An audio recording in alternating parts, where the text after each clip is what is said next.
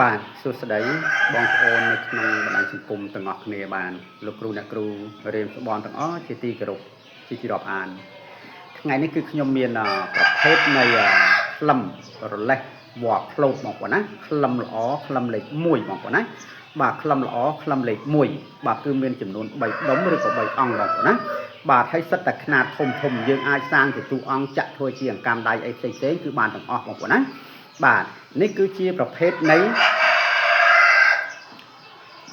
វ៉ាក្លូតបងប្អូនណាបាទវ៉ាក្លូតរលេះដាច់បងប្អូនណាបាទក្លឹមវ៉ាក្លូតរលេះបាទពិសេសតែម្ដងបងប្អូនណាបងប្អូនមើលសាច់បងប្អូនណាបាទនេះគឺខ្ញុំឲ្យបងប្អូនមើលសាច់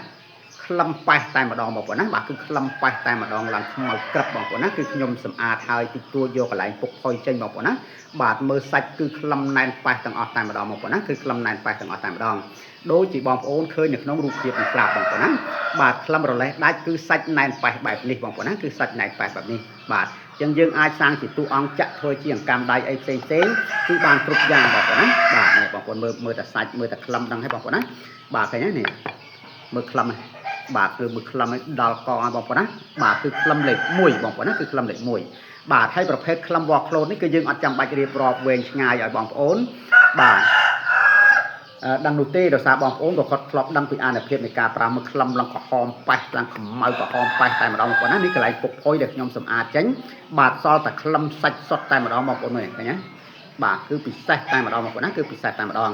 បាទគឺមានចំនួន3ដុំឬក៏3អង្គសិតតែຂະຫນាតធំបងប្អូនណាបាទបងប្អូនមើលឃើញនេះគឺក្លឹមហើយធំណាបាទឃើញទេនេះកម្ពស់3តឹកបងប្អូនណាបាទកម្ពស់នេះបាទនេះមើលក្លឹមរបស់លោកឃើញទេបាទពិសេសតែម្ដងបងប្អូនណាគឺពិសេសតែម្ដងមិនមែនយើងទៅកាត់វ៉ទៅកាត់អីយកមកហាលថ្ងៃឲ្យថាក្លឹមនោះទេបងប្អូនណាបាទក្លឹមវ៉ាក្លូតដែលល្អក្លឹមវ៉ាក្លូតដែលលេខ1តតែក្លឹមនោះដែលគាត់តៃសាកដោយឯងដែលមានអាយុកាលរាប់សិបឆ្នាំនោះហើយទៅជាក្លឹមដែលមានប្រសិទ្ធភាពហើយក្លឹមដែលល្អបងប្អូនណាគឺក្លឹមដែលល្អបាទគឺសាច់ឡើងក្រហមបងប្អូនណាបាទនេះគឺសាច់ក្លឹមគាត់គឺបែបនេះឃើញទេបាទកន្លែងដែលពុកផុយខ្ញុំសម្អាតហើយនេះគឺសាច់ក្លឹមគាត់គឺឡើងក្រហមបែបនេះបងប្អូនណាបាទឡើងក្រហមកម្ៅបែបនេះតែម្ដងឃើញទេបាទនេះឡើងខ្មៅតែម្ដងបងប្អូនណាបាទនេះយើងគ្រាន់តែសម្អាតតិចហើយជូតប្រេងតិចទេបងប្អូនណាបើសិនជាយើងចាក់ជាអង្កាំដៃសាងជាតួអង្គអីហើយផ្សេងបាទលាបប្រេងលាបម្សៅគឺឡើងខ្មៅក្រឹបតែម្ដងបងប្អូនណាបាទបងប្អូនមើលតែក្លឹមនេះគឺដឹងហើយបងប្អូនណាបាទឃើញទេបាទនេះហើយគឺជាប្រភេទនៃក្លឹមវ៉ាក្លូតរលេះបងប្អូនណាក្លឹមវ៉ាក្លូតរលេះបាទហើយក្លឹមវ៉ាក្លូតនេះដែរបើសិនជាបងប្អូនដែលគាត់មើលឃើញហើយមានឧបនិស្ស័យស្រឡាញ់ចង់បានចង់យកទៅសាងជាតួអង្គឬក៏ចាក់ធ្វើជាអង្កាំដៃអីបងប្អូនណាបាទគឺសូមតំណែងតាមលេខទូរស័ព្ទខ្ញុំបាទដែលនៅខាងក្រោមឬក៏តាមរយៈលេខ Telegram ខ្ញុំបាទគឺលេខ Smart ទាំងឯងបងប្អូនណាគឺលេខ Smart ទាំងឯងបាទហើយក៏សូមអរគុណច្រើនដែលបងប្អូនទាំងអស់ចូលទស្សនានៅក្នុង Page ខ្ញុំបាទដែលមានទំនុកទុកចិត្តលើ Page ខ្ញុំបាទឲ្យខ្ញុំបាទផ្ញើអីវ៉ាន់គ្រប់ទីកន្លែងទាំងអស់តែម្ដងបងប្អូនណាហើយបើសិនជាខ្ញុំនិយាយទៅក៏លន់លើសលួននៅពាក្យសម្ដីត្រង់កន្លែងណាមិនសមរម្យក្តីឬក៏រៀបរាប់មិនបានក្បោះក្បាយក្តីបងប្អូនណា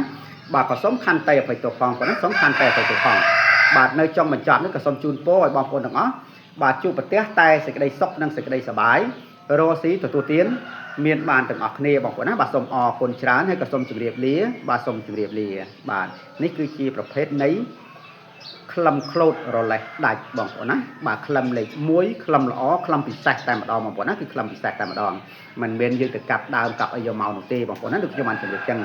បាទគឺពិសេសតែម្ដងបងប្អូនណាបាទឥឡូវគឺកម្របងប្អូនណាគឺកម្រណាស់បាទ